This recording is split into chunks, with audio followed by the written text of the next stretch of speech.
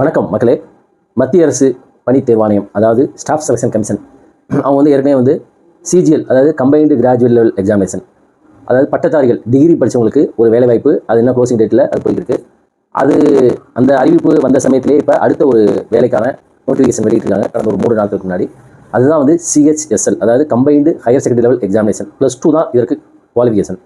அதாவது staff selection commission அப்படிங்கிறது ஒரு அமைப்பு. இது வந்து மத்திய அரசு பணியாளர், அதாவது தேர்வாணையம் சொல்லி சொல்லுவாங்க. சென்ட்ரல் கவர்மெண்ட் ஆஃபீஸஸில் வேலைக்கு போகணும் அப்படின்னா நீங்கள் இந்த எக்ஸாமினேஷன் எழுதி தான் போகணும். இவங்க வந்து 3 எக்ஸாம் முக்கியமாக நடத்துகிறாங்க. பல எக்ஸாமினேஷன் வருஷம்லாம் நடத்துனாலும் அதி முக்கியமாக 3 தேர்வு. ஒன்று வந்து பட்டதாரிகள் டிகிரி லெவல் படித்தவங்களுக்கு, சிஹெச்எஸ்எல் அதாவது +2 முடித்தவங்களுக்கு, +2 ஆர் டிப்ளமா. 3வது எம்டிஎஸ்னு ஒரு எக்ஸாம், அது அடுத்த மாதம் கால்ஃபரில் வரும். அதுக்கு வந்து 10th லெவல் குவாலிஃபிகேஷன். இந்த 3 எக்ஸாமினேஷன் எழுதல ஏதாவது ஒன்று எழுதலாம். எத்தனை முறை வேணுமா எழுதலாம். ஏஜ் தான் இது.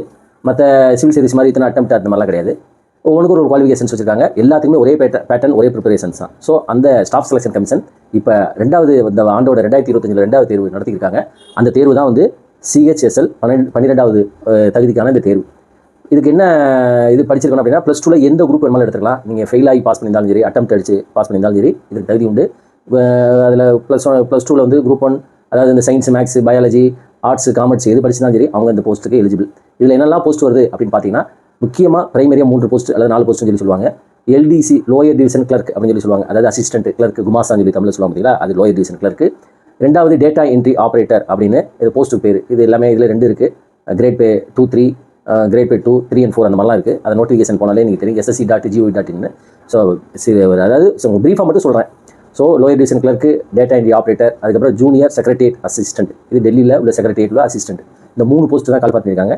இந்த டேட்டா என்ட்ரி ஆப்ரேட்டரில் 2 கிரேடு இருக்குது. கிரேட் 1, கிரேட் 2 அந்த மாதிரி மொத்தம் 4 கேட்டகரி கூட சொல்லலாம். இந்த தேர்வு எல்லாமே எழுதுறதுக்கு பார்த்தீங்கன்னா குறைந்தபட்சம் +2 படிச்சிருந்தாலே போதும், +2 பாஸ் பண்ணியிருந்தாலே போதும். ஆண் பெண் அனைவரும் எழுதலாம். சரி, இதில் வந்து பர்சன்டேஜ் மார்க் சார் 500க்கு 400க்கு 600க்கு எவ்வளோ மார்க்கே தேவையாது, நீங்கள் பாஸ் ஆகிருந்தால் போதும். இப்போ நான் வந்து எழுதியிருக்கேன் சார், ரிசல்ட் வரல அப்படின்னா அடுத்த வருஷம் 2026 2026 உங்களுக்கு ரிசல்ட் வந்தால் கூட போதும். சப்போஸ் நீங்கள் ஒரு எக்ஸாம், ஒரு பேப்பர் ஃபெயிலியர் ஆகிருக்கேன், வர எக்ஸாமினேஷன் எழுத போகிறேன் அப்படின்னா கூட நீங்கள் ஒன்றும் கிடையாது. இந்த +2 தான் இதுக்கு தகுதி இந்த எக்ஸாமினேஷன் எழுதுறதுக்கு. ஸோ இந்த எஸ்எஸ்சினா என்ன அப்படின்னா, அதுவே நிறைய பேருக்கு தெரிய மாட்டேங்குது. எஸ்எஸ்சினா ஸ்டாஃப் செலெக்ஷன் கமிஷனா அவங்க வந்து என்ன நினைக்கிறாங்க அப்படின்னா எஸ்எஸ்எல்சியான்னு கேட்குறாங்க. ஸோ அதனால் தமிழ்நாட்டு மாணவர்களுக்கு வந்து நிறைய விழிப்புணர்வு வேணும், அவேர்னஸ் வேணும்.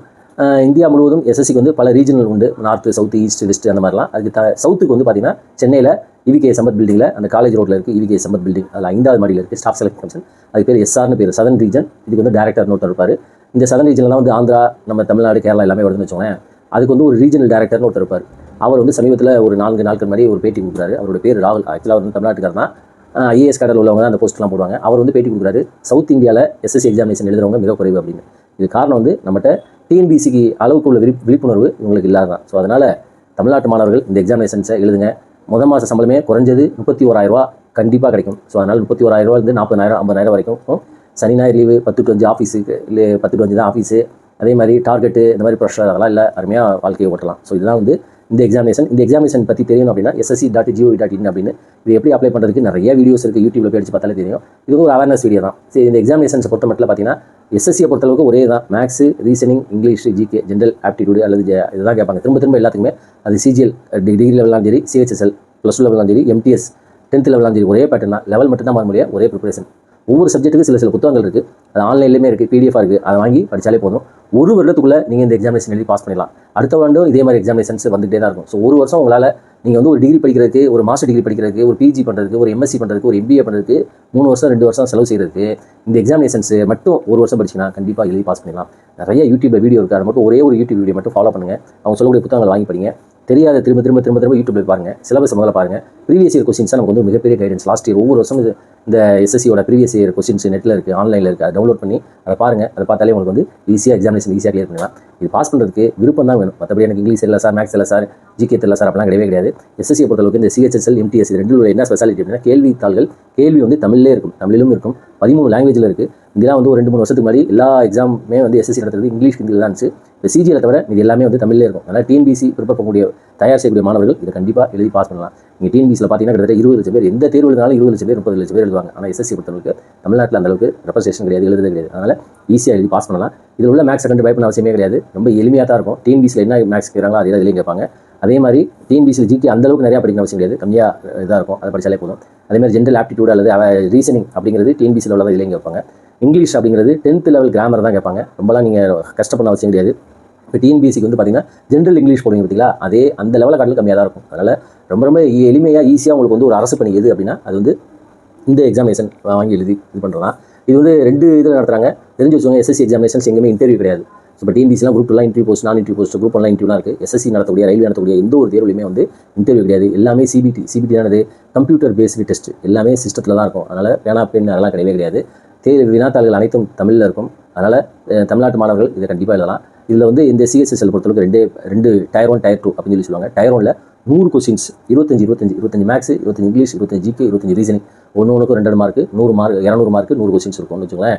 இதில் இது வந்து ஒரு ஸ்க்ரீனிங் டெஸ்ட் தான். இதில் எடுக்கிறவங்க ஒரு 130, 140 அந்த மாதிரி அது வந்து அவங்க அந்த கட் ஆஃப் தகுந்த மாதிரி மாறும். ஸோ இதில் உள்ளவங்களை வேகன்சிக்கு தகுந்த மாதிரி இதில் வந்து 3131 வேகன்சிஸ் இதில் கால்ஃபர் பண்ணியிருக்காங்க. இந்த வேகன்சிஸ் ரைஸ் ஆகும் அப்படின்னு சொல்லி சொல்கிறாங்க. சார் நான் இப்போ எஸ்எஸ்சி எழுதுனா ஆல் ஓவர் இந்தியா சார், என்னை கொண்டு போய் நாகாலாந்தில் என்ன கொண்டு மணிப்பூரில் போடுவாங்க அப்படிலாம் கிடையவே கிடையாது. தமிழ்நாட்டிலே போஸ்டிங்கு, சென்னை, மதுரை, திருநெல்வேலி இந்த மாதிரி ஊரில் தான் உங்களுக்கு வந்து வேலையுமே இருக்கும். டிஎன்பிசி மாதிரி குக்கிராமத்துலாம் கூட உங்களுக்கு வேலை அந்த மாதிரிலாம் கிடையாது. அதனால் மத்திய அரசு அலுவலகங்கள் நீங்கள் வேலைக்கு போகணும் அப்படின்னா அது staff selection commission group B நடத்தக்கூடிய இந்த தேர்வு. ஸோ இதுதான் வந்து இந்த இதில் சொல்கிறது. இது வந்து டயர் 1ல் 100 கொஸ்டின்ஸ், டயர் 2ல் வந்து 2 செஷன் வைப்பாங்க. மார்னிங் ஒரு செஷன், ஈவினிங் ஒரு செஷன். அந்த மார்னிங் செஷனில் அதிலேயே 2 செக்ஷனாக பிரிச்சுவாங்க. ஃபஸ்ட்டு வந்து ஒரு செஷனில் வந்து பார்த்தீங்கன்னா மேக்ஸும் ரீசனிங் இருக்கும். அடுத்த 2வது செஷன் அதாவது சிஸ்டத்தில் இருக்கும். அந்த 2க்குள்ளேயே நீங்கள் அட்டன் பண்ணிங்கன்னா அடுத்த செஷனில் வந்து பார்த்தீங்கன்னா இது ரீசனிங்கும் இங்கிலீஷும் ஜிகேயும் இருக்கும். ஸோ இது 2 பேட்டர்ன். இது முடிஞ்சதுக்கப்புறம் பார்த்தீங்கன்னா ஒரு கம்ப்யூட்டர் பேசிக் டெஸ்ட், அதாவது பேசிக் கம்ப்யூட்டர் நாலேஜ், அதில் ஒரு 15 கொஸ்டின்ஸ் இருக்கும். அந்த கம்ப்யூட்டர் லிட்ரஸிங்கிறது ஜஸ்ட் குவாலிஃபைங் தான். இது எல்லாமே அந்த எஸ்எஸ்சியோட நோட்டிஃபிகேஷன்ஸில் இருக்குது. அதே மாதிரி மதியம் வந்து பார்த்தீங்கன்னா ஒரு ஸ்கில் டெஸ்ட் வைப்பாங்க. ஸ்கில் டெஸ்ட் அப்படிங்கிறது பார்த்தீங்கன்னா டைப் படிக்கிறது, அதாவது கம்ப்யூட்டரில் அடிக்கிறதா வந்து அதெல்லாம் ஒரு பெரிய லெவலில் கஷ்டம் கிடையாது சார். என்கிட்ட வந்து இப்போ ஃபிங்கரிங்கே எனக்கு தெரியாது சார், இப்போ எனக்கு டைப் படிக்க தெரியல, அதெல்லாம் இப்போ அதை பற்றி ஒரி பண்ணாங்க. நீங்கள் முதல்ல எக்ஸாமினேஷன் எழுதுங்க.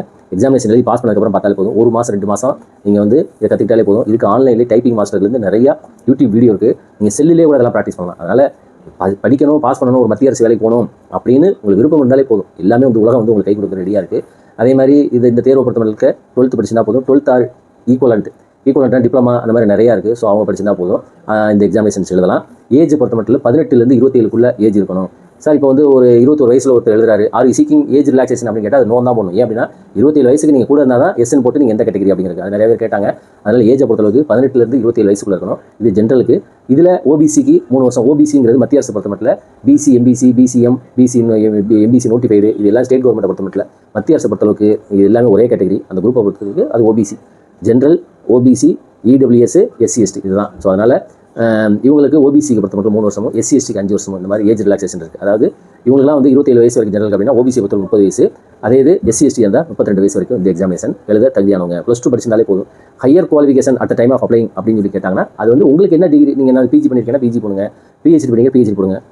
மற்றபடி அவனுக்கு தேவை வந்து உங்களுக்கு என்ன குவாலிஃபிகேஷன் +2 படிச்சிருந்தாலே போதும் அப்படிங்கிறதான். இந்த எக்ஸாமினேஷன் அப்ளை பண்ணுறது எல்லாமே நிறைய யூடியூப்ல வீடியோ இருக்குது. மை எஸ்எஸ்சி அப்படின்னு சொல்லி ஒரு ஆப் இருக்குது, அதை டவுன்லோட் பண்ணுங்கள். முதல்ல 1 டைம் ரிஜிஸ்ட்ரேஷன் பண்ணணும். அதுக்கப்புறம் மை எஸ்எஸ்சிங்கிற அந்த சைட்டில் அந்த ஆப்பில் போய் நீங்கள் மொபைலில் இது பண்ணிக்கலாம். ஃபோட்டோலாம் வந்து அதிலே ஸ்கேன் பண்ணி உடனே ஃபோட்டோ எடுத்து ஏற்றுற மாதிரிலாம் இருக்குது. ஸோ நிறையா அட்வான்ஸ் லெவலெலாம் வந்து இருக்குது எஸ்எஸ்சி. நாங்களாம் படிக்கலாம் கிடையாது. ஆஃப்லைனில் பேப்பரில் அப்ளிகேஷன் ஃபில் பண்ணி போட்டுருக்கோம். இப்போ அப்படிலாம் கிடையாது. ஸோ அதனால் இதுவும் கூட இன்றைக்கி டெக்னாலஜி வந்து ஓரியன்டாக வரனால இது மாணவர்களுக்கு நிறையா தெரியும். உங்களுக்கு ஏதாவது டவுட் கிளாரிஃபிகேஷன்ஸ்னால் நீங்கள் டைப் பண்ணுங்கள், கமெண்ட்டில் கேளுங்க, நான் கண்டிப்பாக சொல்கிறேன். அதே மாதிரி இந்த ஓபிசியை பொறுத்த மட்டும் நான் கிரீமி லேயர் அப்படின்னு தான் மார்க் பண்ணணும். அதாவது நீங்கள் வந்து உங்களுடைய அப்பா அம்மாவுடைய சேலரி வந்து அதர் இன்கம் 8 lakhs மேலே போயிருந்தால் அது வந்து நான் கிரீமி லேயரில் வரும். ஸோ அதனால் அதெல்லாம் கேட்டுட்டு ஃபில் பண்ணுங்கள். ஸோ மற்றபடி பிசி, எம்பிசி அவங்களாம் இருக்கிறீங்க அப்படின்னா நீங்கள் ஓபிசின்னு மார்க் பண்ணணும். ஸோ இந்த எக்ஸாமினேஷன்ஸ் பொறுத்தவரைக்கும் ரொம்ப ஈஸி, ரொம்ப எளிமையாக ஒரு அரசு பணி வாங்குறது வந்து ரொம்ப ஈஸி. டிஎன்பிசி பார்த்தீங்கன்னா 3 வருஷம் 4 வருஷம் உட்காந்து படிப்பாங்க. அவங்களாம் யாரெல்லாம் இந்த எக்ஸாமினேஷன் ஈஸியாக பாஸ் பண்ணலாம் அப்படின்னா, நான் டிஎன்பிசி 2-3 வருஷம் படிக்கிறேன் சார், எனக்கு ஒரு வேலை வேணும்னா இது எழுதி பாஸ் பண்ணலாம், இந்த எக்ஸாம் எழுதலாம். ரயில்வே எக்ஸாமினேஷன் தயாராகிருக்கேன் சார் அப்படிங்கிறவங்க இந்த எக்ஸாமினேஷன் எழுதலாம். எஸ்எஸ்சி எக்ஸாமினேஷன் சிஜி எழுதியிருக்கேன் சார், அது அவங்க இந்த எக்ஸாமினேஷன் எழுதி பாஸ் பண்ணலாம். அதனால் ஒரு நல்ல தேர்வு, எளிமையாக வந்து ஈஸியாக கிளியர் பண்ணலாம். சொல்லி அடிச்சது மாதிரி இன்றைக்கி இந்த எக்ஸாமினேஷன் ப்ரிப்பேர் பண்ணிங்கன்னா அடுத்த 1 வருஷத்தில் நீங்கள் வந்து என்ன செஞ்சலாம், வேலைக்கு வரலாம். ஸோ அந்த மாதிரி இது ஒரு நல்ல வாய்ப்பு, இது நல்ல சிறப்பாக பயன்படுத்திக்கோங்க.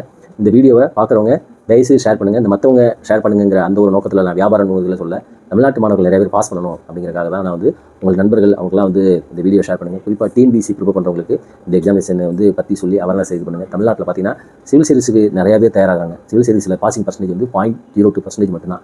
ஆனால் இந்த எஸ்எஸ்சி எக்ஸாமினேஷன்ஸில் இல்லை இப்போ பார்த்தீங்கன்னா 14,000 வேகன்சி சிஜியில் கால்ஃபார் பண்ணியிருக்கான். இதில் பார்த்தீங்கன்னா 3000 வேகன்சி. நமக்கு தேவை ஒரே ஒரு வேகன்சி தான், ஒரே ஒரு போஸ்ட் மட்டும் தான். அடுத்து எம்டிஎஸ் கால்ஃபார் வரும். இதெல்லாம் வந்து பார்த்தீங்கன்னா ஸ்டார்டிங் பே 20,000 30,000 அந்த மாதிரி ஒரு நல்ல வெளியில் கௌரவமான ஒரு போஸ்ட்டு. ஸோ அதனால் இந்த எக்ஸாமினேஷன்ஸுக்கு தொடர்ந்து ப்ரூவ் பண்ணுங்கள், நல்லா ப்ரூவ் பண்ணுங்கள். உங்களுக்கு எந்த ஒரு டவுட்னாலும் சரி கமெண்ட் பாக்ஸில் கமெண்ட் பண்ணுங்கள். தொடர்ந்து பேசுவோம். நன்றி, வணக்கம்.